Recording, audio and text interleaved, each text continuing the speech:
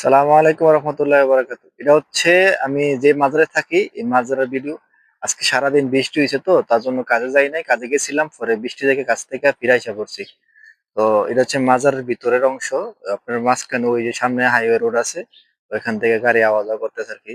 তো একদম নীরব নিস্তব্ধ একটা পরিবেশ, মনে করেন যে মানুষ এ জায়গায় আছে কি নাই মানে বোঝার মতো কোনো না। আমাদের দেশের গ্রাম অঞ্চল মানুষের একটা হই হুল্লোড় থাকে, কিন্তু এদেশে এরকম কোনো পরিবেশ নাই যে আপনি দেখবেন যে এখানে দুজন পাঁচজন মানুষ বসে বসে গল্প করতেছে, এরকম কোনো পরিবেশ মনে করেন যে যে মাঝরা এলাকায় বা গ্রাম এলাকায় এইসব পরিবেশ নাই। তো আর মনে করেন যে রুমের ভিতরে বসে থাকা বা মোবাইল টিপা বাড়িতে কথা বলা এরকমই।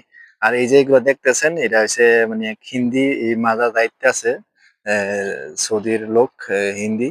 তো হ্যাঁ, আবার এগুলোর মধ্যে মনে করেন যে বিভিন্ন এই যে কুমড়া, এরপরে ধনিয়া পাতা, টমেটো, হ্যাঁ এগুলা হ্যাঁ চাষ করে আর কি। তো আমরা এখান থেকে ধনিয়া পাতা ওর থেকে কিনে নিয়ে নিয়ে খাই, যে একদম সুন্দর লক লক করে আর কি। পাতাগুলা খুব সুন্দর লাগে, এগুলো আমরা নিয়ে খাই আর কি।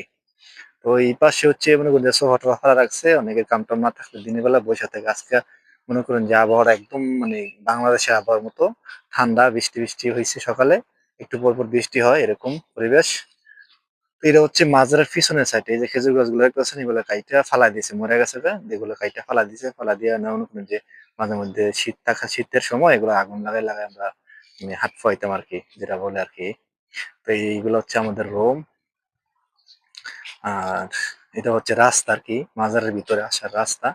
তো এনে দেখেন টমেটো লাগা রাখছে, মনে করেন যে কি কমু, হ্যাঁ অনেক সুন্দর সুন্দর জিনিস লাগায় লাগায় চাষ করে আর কি। এর রুমে সিট আর কি, এই রুমও থাকে। আর এটা হচ্ছে পানির ট্যাঙ্কি। তো একজন বাঙালি কদিন আগে গাড়ি কিনছে, এই গাড়ির এটা আর কি। আর এটা হচ্ছে আপনার রাস্তা, এই মনে করেন যে মেন রোড থেকে আসার জন্য এই রেশমা, এইগুলো বলে রেশমা আর কি, রেশমা দিয়া এই গাড়ি আসা যাওয়া করে আর কি। তো এর পাশে ওই যে সৌদির মাজার আমরা থাকি, এর পাশে এর বাবার মাজার, এটা এটা হচ্ছে এর বাবার মাজার, আর এটা হচ্ছে রেশমা আর কি। তো ভালো থাকবেন সবাই, আবার দেখা হবে নতুন কোনো ভিডিওতে, সে পর্যন্ত সবাই ভালো থাকবেন। আল্লাহ হাফেজ, সালামু আলাইকুম রহমতুল্লাহি ওয়া বারাকাতুহু।